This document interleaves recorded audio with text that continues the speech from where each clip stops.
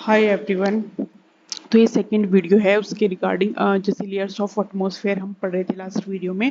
तो जो अर्थ है जो एटमॉस्फेयर वो डिफरेंट डिफरेंट लेयर्स में डिवाइडेड है, क्योंकि हर लेयर में क्या है टेम्परेचर इंक्रीज ऐसे नहीं होता, किसी में इंक्रीज हो रहा है किसी में डिक्रीज हो रहा है। तो जो जैसे ये पार्सल है एयर का, तो जो अर्थ के सबसे क्लोज होगा, जैसे अर्थ है ये अर्थ है, तो इसके सबसे जो क्लोज होगा उसको हम बोलते हैं ट्रोपोस्फेयर। इसमें क्या होगा, जैसे हाइट इंक्रीज हो रही है तो टेम्परेचर क्या होगा, टेम्परेचर डिक्रीज होगा। जब हम यहाँ पे पहुंचेंगे तो यहाँ टेम्परेचर, उसके बाद क्या होगा, स्ट्रेटोस्फेयर, जिसमें आपको ओजोन लेयर भी देखने को मिलेगी। इसमें अपोजिट आपको देखने को मिलेगा, हाइट के इंक्रीज के साथ टेम्परेचर भी इंक्रीज होगा, तो इसमें ओजोन लेयर भी देखने को मिलेगी। इसके बाद आते हैं हम मीजोस्फेयर। मीजोस्फेयर में क्या होगा कि हाइट इंक्रीज होने के साथ क्या होगा, टेम्परेचर क्या होगा, अगेन डिक्रीज होगा। उसके बाद क्या होगा कि जो आयनोस्फेयर है उसमें क्या होगा, आयनोस्फेयर जिसमें आयंस होते हैं उस वाली लेयर में, उसमें क्या होगा, अगेन हाइट इंक्रीज के साथ टेम्परेचर इंक्रीज होगा। तो इनके डिफरेंट डिफरेंट परमुटेशन कॉम्बिनेशन है। तो इनमें इसमें इनकी हाइट देख लेते हैं कि किसकी कितनी हाइट है। तो आपको जो ये वाली सबसे लोएस्ट लेयर है, तो इसमें आपको देखने को मिलेगा 13 से 14 किलोमीटर तक ये फैली हुई है। उसके बाद क्या होगा कि जो स्ट्रेटोस्फेयर ये अप टू मतलब 50 किलोमीटर तक आपको देखने को मिलेगी। और ये मेसोस्फेयर कितने को 80 अप टू 80 किलोमीटर देखने को मिलेगी।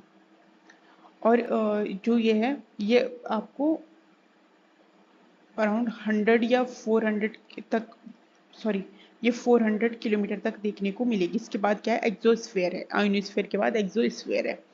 लेकिन जैसे कोई भी एक्टिविटी है, जैसे कोई भी अगर बारिश हो रही है या कुछ भी हो रही है या कोई भी क्लाइमेटिक एक्टिविटी है क्लाइमेटिक एक्टिविटी है वो किस में होगी, वो आपको ट्रोपोस्फेयर में देखने को मिलेगी। ट्रोपोस्फेयर में देखने को मिलेगी। जो प्लेन होते हैं वो किस में उड़ते हैं, वो स्ट्रेटोस्फेयर में उड़ते हैं, स्ट्रेटोस्फेयर में उड़ते हैं, क्योंकि इसका टेम्परेचर और जो ओजोन है वो भी स्ट्रेटोस्फेयर में ही है। जितनी भी, और इसमें क्या होगा, स्ट्रेटोस्फेयर में इसका जो हाइट है ना वो इक्वेटर से पोल तक सेम नहीं रहती। उसका एक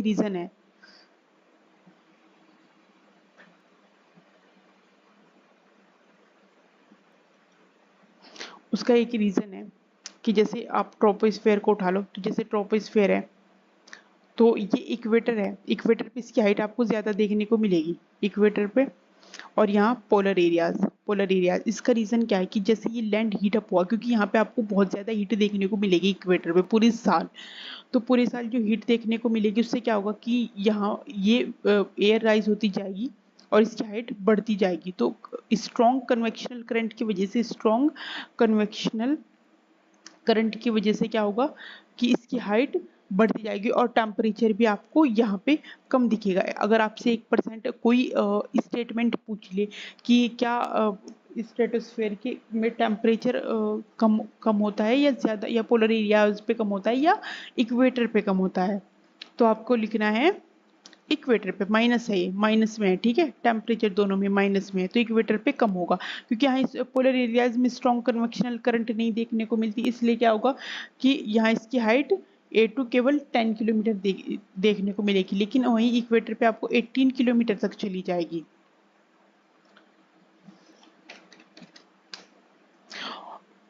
और जो जैसे कोई विंड होती है तो हमें उसका पता नहीं होता कि हम उसे कैसे याद रखें, कि विंड को अगर आपको याद रखना है किसी भी विंड की डायरेक्शन, तो विंड को डायरेक्शन को याद रखने का सिंपल है। जैसे आपने बड़े बुजुर्गों को सुना होगा कि परवा और पछवा, तो जिस डायरेक्शन से विंड आ रही है, सोचो ये वेस्ट से आ रही है तो इसका नाम होगा वेस्टर्ली, अगर वो ईस्ट से आ रही है तो उसका नाम होगा ईस्टर्ली ईस्टर्ली विंड। तो आपको जो है 3 मेजर विंड्स देखने को मिलेगी, जिन्हें हम बोलते हैं प्लेनेटरी विंड्स, यानी कि उनकी एक ही डायरेक्शन रहती है, उस पर जितनी भी और जैसे साइक्लोन है या कुछ भी है, मॉनसून है, वो उन्हीं पे बनते हैं, वो उन्हीं पे मतलब उन्हीं के ऊपर बनते हैं। तो जैसे ये अर्थ है हमारी, तो यहाँ पे जो ट्रॉपिक्स के बीच में चलेंगी तो उनको बोलते हैं हम ट्रेड विंड्स। इनकी पूरे साल की डायरेक्शन एक ही रहती है, ट्रेड विंड्स, और ये पूरे साल चलती है। इनको हम परमानेंट विंड्स भी बोलते हैं, प्लेनेटरी विंड्स भी बोलते हैं, इनके पूरे प्लेनेट पे चलने वाली। तो इनकी डायरेक्शन क्या होती है, ईस्ट से वेस्ट की साइड बोलते हैं, तो हम इन्हें ईस्टर्ली भी बोलते हैं, ईस्टर्ली, ईस्टर्ली, क्योंकि ईस्ट की साइड से आ रही है। तो यहाँ इक्वेटर है 0 डिग्री, ये 23.5 डिग्री है, ये 23 डिग्री एंड हाफ साउथ है, और ये दोनों यहाँ पे आके कन्वर्ज हो जाती है। उसके बाद आपको देखने को मिलेगी 66.5 तक आपको देखने को मिलेगी वेस्टर्ली। तो इनकी क्या डायरेक्शन है, ये वेस्ट से ईस्ट की ओर चलती है। तो ये दोनों हेमिस्फीयर में देखने को मिलेगी। तो वेस्टर्लीज, वेस्टर्लीज, तो इससे देखो कितना डिटरमाइन होती है चीजें। तो अगर जैसे आपने देखा होगा कि अर्थ का अर्थ है, जैसे ये अर्थ है, तो आपने देखा होगा कि जो मोस्टली क्या होते हैं कि जो डेजर्ट होते हैं वो वेस्टर्न साइड होते हैं कॉन्टिनेंट के। उसका एक रीजन है क्योंकि यहाँ पे आ गया ओशन। तो जब ये मॉइस्चर लेडन विंड्स जो है ट्रेड विंड्स पहुंची, तो इन्होंने यहाँ बारिश की, इस एरिया में बारिश की। लेकिन जैसे जैसे ये अंदर पहुंचती गई तो यहाँ ग्रासलैंड से डेवलप हुए। उसके बाद क्या हुआ, यहाँ पे बिल्कुल इनकी जो मॉइस्चर थी वो खत्म हो गई। यहाँ क्या हुआ, यहाँ डेजर्ट डेवलप हुए। तो आप इससे समझ सकते हो यहाँ पे क्या हुआ, ग्रासलैंड से डेवलप हुए। और जो ईस्ट की साइड थी वहाँ आपको फॉरेस्ट दिखेंगे। तो जो भी विंड होती है उसके पैटर्न आपसे आपको पता लग जाएगी कि वहाँ पे किस तरीके की वेजिटेशन है। और जो वेस्टर्लीज है, वेस्टर्ली क्या होगी कि अगर जैसे ये कोई लैंड है, इसलिए आपको जो है यूरोप में कोई डेजर्ट नहीं देखने को मिलेगा। तो वेस्टर्ली अगर इस वाले ओशन में, तो ये क्या करेगी, कॉन्टिनेंट की वेस्ट साइड पे सबसे ज्यादा बारिश करेगी। और ट्रेड विंड्स क्या थी, कॉन्टिनेंट की ईस्ट साइड पे बारिश करेगी। तो ये स्टेटमेंट में ऐसे क्वेश्चन पूछे जाते हैं। तो वेस्टर्ली कॉन्टिनेंट के और ईस्ट तक पहुंचते पहुंचते क्या होगी, उनकी मॉइस्चर खत्म हो जाएगी, मॉइस्चर जो है वो बिल्कुल खत्म हो जाएगी।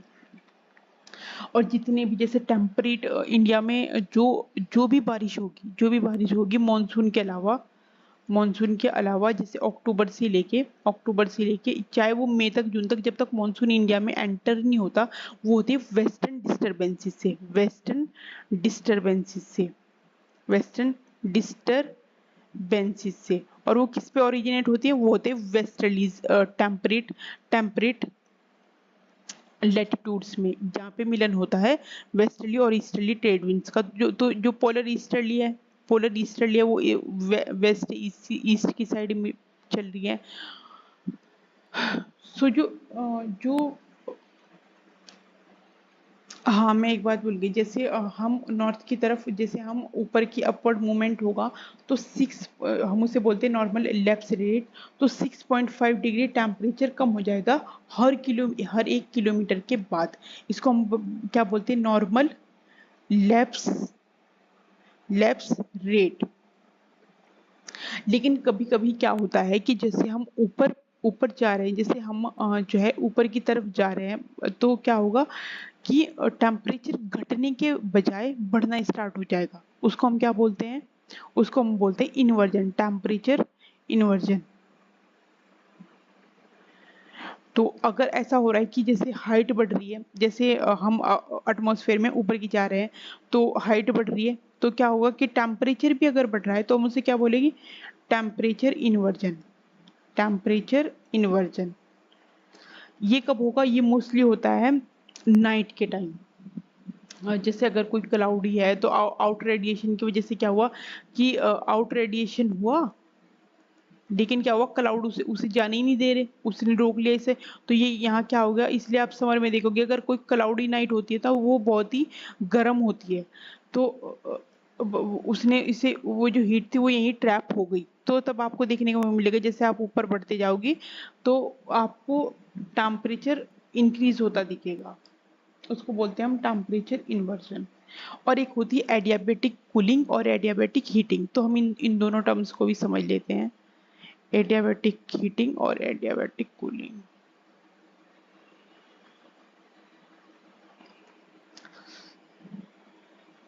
एडियाबेटिक हीटिंग और एडियाबेटिक कूलिंग।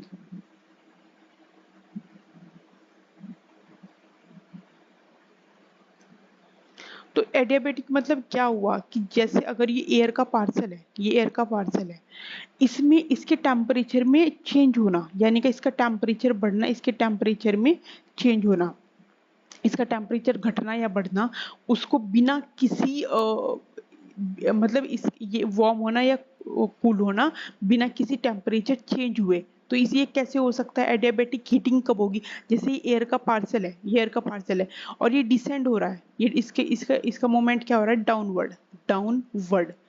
तो इसमें फॉर नो रीजन, चाहे इसमें कोई टेम्परेचर, इसमें कोई चेंज नहीं आया, लेकिन फिर भी ये वार्म होगा। लेकिन अगर ये एयर का पार्सल क्या होगा? इसका अपवर्ड मूवमेंट हो रहा है, तो इसको बोलते हैं हम एडियाबेटिक कूलिंग। तो बिना किसी टेम्परेचर इंक्रीज हुए और किसी एयर के पार्सल में उसके टेम्परेचर में चेंज होना, बिना किसी कांटेक्ट में आई हीट के या किसी के भी, उसको हम बोलते हैं एडियाबेटिक कूलिंग। जब डाउनवर्ड मूवमेंट होगा, जब एडियाबेटिक हीटिंग होगी, और जब अपवर्ड मूवमेंट होगा, अपवर्ड जब, तो क्या होगी? कूलिंग होगी एयर के पार्सल में।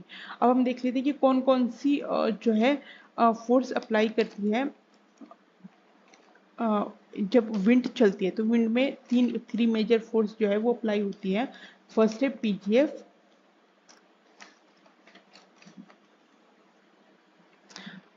एक सेकेंड, थ्री मेन फोर्सेस होते हैं जो विंड पे अप्लाई होती हैं, किसी भी मतलब चलती हुई विंड पे अप्लाई होती है। तो उस पे हम सबसे फर्स्ट जो है वो है pressure gradient force, pressure gradient gradient force. Second है Coriolis force, Coriolis force. Third है फ्रिक्शनल फोर्स। तो जो प्रेशर ग्रेडियंट फोर्स है, सबसे हम पीजीएफ को समझेंगे, यानी कि प्रेशर ग्रेडियंट फोर्स। तो जो एयर होगी, जो विंड होगी, वो मूव करेगी हाई प्रेशर एरियाज से लो प्रेशर एरियाज की तरफ, लो प्रेशर एरियाज की तरफ। तो अगर इसमें बहुत ज्यादा चेंजेस आ रहे हैं थोड़ी थोड़ी दूरी पे, उसके प्रेशर में चेंजेस आ रहे हैं, तो यहाँ क्या होगी? स्ट्रॉन्ग पीजीएफ होगी, स्ट्रॉन्ग पीजीएफ होगी, स्ट्रॉन्ग पीजीएफ। जो विंड की स्पीड होगी वो ज्यादा होगी, विंड की स्पीड ज्यादा होगी। लेकिन अगर जैसे ये हाई प्रेशर है और ये लो प्रेशर है, तो इनमें जो चेंजेस आ रहे हैं वो काफी जेंटल है, जेंटल है, यानी कि बहुत दूरी दूरी के बाद जो है प्रेशर में जो विंड का प्रेशर है उसमें चेंजेस आ रहे हैं, जिसमें क्या होगा? ये जेंटल स्लोप होगी और जो विंड की स्पीड होगी वो होगी स्लो, स्लो। और कोरियोलिस फोर्स क्या है?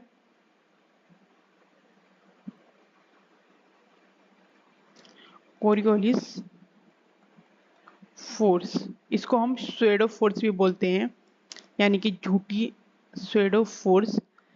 तो ये केवल क्योंकि अर्थ रोटेट करती है, अर्थ रोटेट करती है, तो अर्थ के रोटेशन की वजह से जो उस पे एक फोर्स अप्लाई होती है, उसको हम बोलते हैं कोरियोलिस फोर्स। तो जैसे नदर्न हेमिस्फीयर में हम देखेंगे कि जो विंड होगी उसमें डिफ्लेक्शन देखने को मिलेगा राइटवर्ड, और जो जो साउथ सदर्न हेमिस्फीयर में उसमें देखने को मिलेगा डिफ्लेक्शन लेफ्ट हैंड साइड।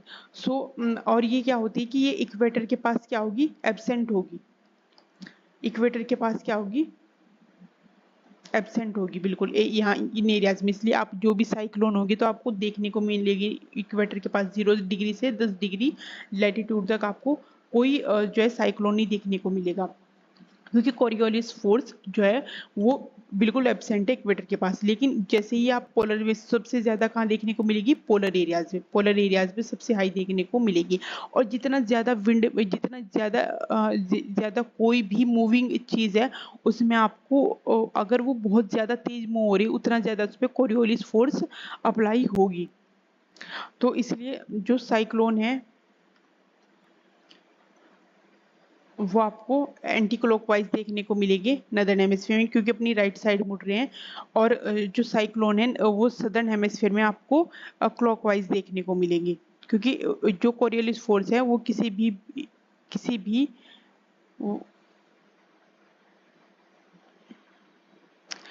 क्योंकि जो कोरियोलिस फोर्स है, सोचो ये विंड है, ये विंड है, नदर्न हेमिस्फीयर में है ये, और इस पे कोरियोलिस फोर्स अप्लाई हो रही है, तो क्या होगी? ये डिफ्लेक्ट हो जाएगी अपनी राइट साइड की तरफ, तो ये राइट साइड की तरफ, तो जैसे ये पर्टिकुलर विंड है, ये पर्टिकुलर विंड है, लेकिन इस पे ये पर्टिकुलर विंड है, इस पे हमने फोर्स अप्लाई करी कोरियोलिस फोर्स, तो ये अपनी राइट साइड मूव होना स्टार्ट हो गई, राइट साइड मूव होना स्टार्ट हो गई, राइट साइड मूव हो रही है। तो इसमें क्या हुआ कि क्लॉकवाइज डायरेक्शन हुई, इसलिए जो भी साइक्लोन होंगे वो आपको देखने को मिलेंगे एंटी क्लॉकवाइज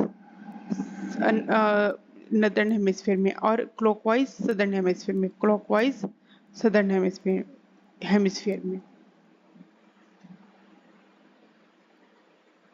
अब हम देख लेते हैं जो फ्रिक्शनल फोर्स है वो मतलब वो इतनी अप्लाई नहीं होती, वो तो अगर कोई भी बाधा है रास्ते में, उससे फ्रिक्शन होना, उससे हम बोलते हैं फ्रिक्शनल फोर्स, तो उसका इतना इम्पोर्टेंस नहीं है। लेकिन कॉर्योलिस फोर्स का विंड के पैटर्न को डिसाइड करने में काफ़ी इम्पोर्टेंट फोर्स और प्रेशर ग्रेडियंट का